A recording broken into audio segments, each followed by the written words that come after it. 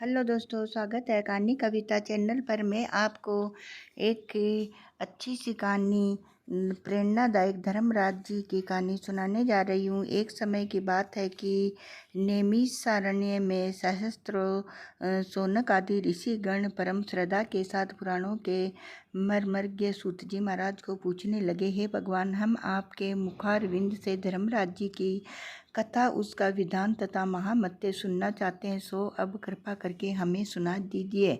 सूत जी बोले कि ऋषियों, आप लोगों ने मनुष्य के कल्याण की कामना से मुझसे ये पूछा था। आज मैं आप लोगों को धर्मराज जी की कथा सुनाता हूँ। सारे तीर्थ तथा व्रत करने वाले तथा नाना प्रकार का दान करने वाले भी मनुष्य जिनके उद्यापन को किए बिना सुख के भागी नहीं हो सकते। इस विषय में आप लोगों को इस लोक में सुख और आगे स्वर्ग सुख प्राप्ति के लिए धर्मराज जी की श्रेष्ठ कथा कहूँगा। आप लोग विश्वास रखकर श्रवण करेंगे। पूर्व काल की बात है कि राजा प्रभु वाहन महोदयपुर में राज्य करता था। वह राजा बड़ा धर्मात्मी, दयालु तथा गो ब्राह्मण और अतिथियों का पूजक था।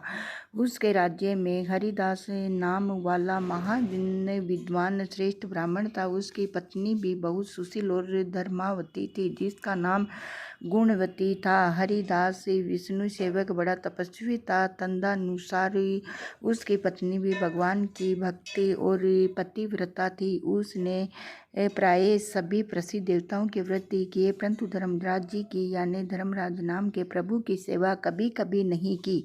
वह गणेश के, चंद्रमा के, हस्तालिका आदि देवियों के, रसा, जन्म, जन्माष्टमी, शिवरात्रि आदि शिवजी के सभी व्रत किया करती थी।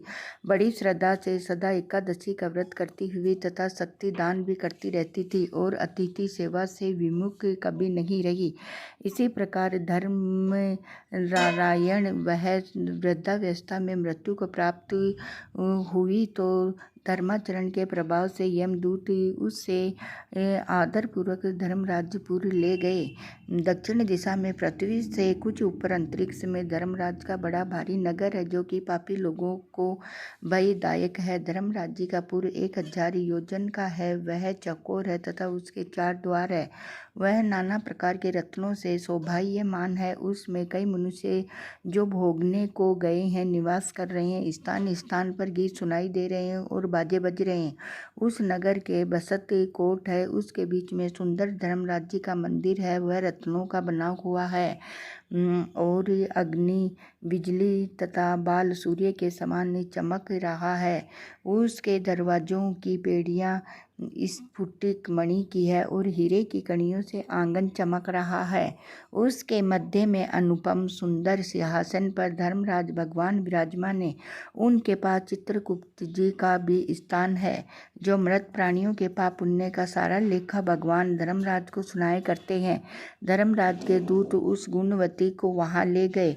उनको देखकर वह भयभीत होकर कांपने लगी और नीचे मुख किए हुए खड़ी हो गई। चित्रगुप्त जी ने उसके पूर्व जन्म में किए हुए पाप पुण्यों का लेखा आगे की व्यवस्था के लिए बताया।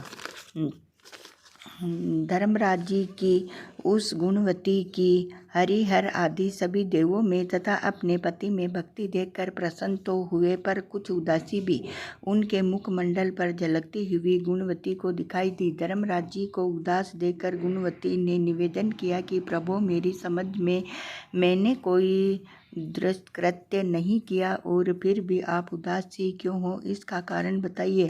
धर्मराज जी ने कहा, ये देवी, तुमने व्रत आदि से सभी देवों को संतुष्ट किया है, परंतु मेरे नाम से तुमने कुछ भी दान पुण्य नहीं किया है। यह सुनकर गुणवती ने कहा, भगवान, मेरा अपराध क्षमा करें। मैं आपकी उपासना नहीं जानती थी। अब आपकी कृपा करके वह आप बतलाइए जिससे मनुष्य आप प्रीति पात्र बन सके। यदि मैं आपके भक्ति मार्ग को आपके मुख से श्रवण कर वापस मृत्यु लोक में जा सकूं तो आपको संतुष्ट करने का उपाय करूंगी। धर्मराज जी ने कहा, सूर्य भगवान के उत्तर नारायण में आते ही जो महापुण्यवती मकर संक्रांति आती है, उस दिन से मेरी पूजा शुरू करनी चाहिए। इसी प्रकार साल भर मेरी कथा सुने और पूजा करे। इसमें कभी नागा नहीं करे।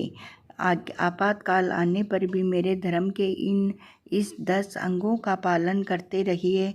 धृति यथा लाभ संतोष समा यम नियम द्वारा मन को वश में करना, किसी की वस्तु को नहीं चुराना, मन पर स्त्रियों या पुरुषों से बचना यानी मन की शुद्धि और शारीरिक शुद्धि, इंद्रियों के वश में नहीं रहना, बुद्धि की पवित्रता, यौन मन में बुरे विचार नहीं आने देना, शास्त्रीय विद्या का स्वाध्याय यानी पाठ पूजा कथा श्रवण या व्रत रखना और तदनुसार दान पुण्य करना, सत्य बोलना, सत्य का ही व्यवहार करना और क्रोध न करना, यह 10 धर्म के लक्षण है।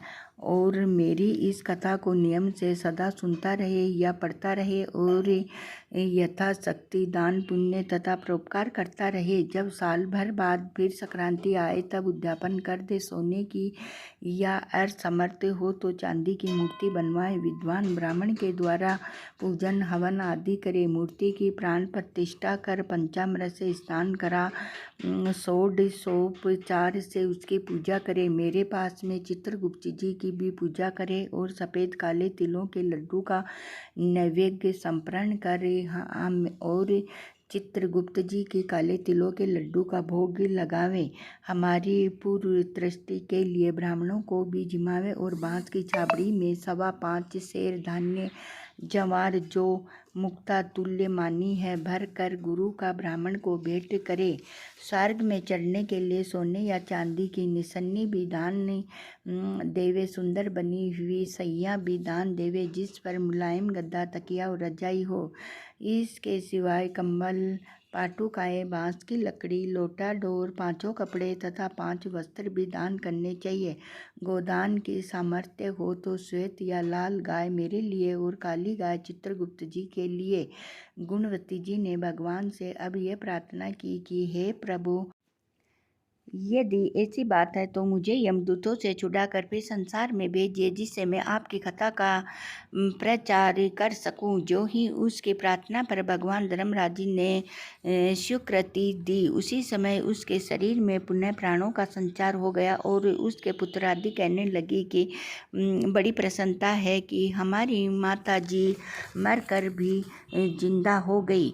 इसके अनंतर उस गुणवती ने अपने पति पुत्र आदि को बस बातें कही तो धर्मराज जी ने मनुष्य के कल्याण के लिए कही और खुद ने भी वह व्रत शुरू कर दिया। मकर संक्रांति से ही उसने प्रतिदिन धर्मराज जी की पूजा और यह कथा आरंभ कर दी और स्वर्ग में जाने के लिए दान पुण्य आदि कर्म भी आरंभ कर दिए। इसी प्रकार गुणवती साल भर में धर्म कथा सुनकर तथा धर्म के 10 अंगों का पालन कर मृत्युपरांत जब स्वर्ग में पहुंची तो देवताओं ने उसका आदर किया और सदा स्वर्गीय भोगों को भोगती रही। सूत जी महाराज जी ने सीनकादि ऋषियों से कहा कि हे मुनियों, जिस घर में स्त्री या पुरुष इस धर्मराज व्रत कथा को श्रद्धा से प्रतिदिन पढ़ते हैं वे दुखों से मुक्त हो जाते हैं। इसमें कुछ भी संशय की बात नहीं है।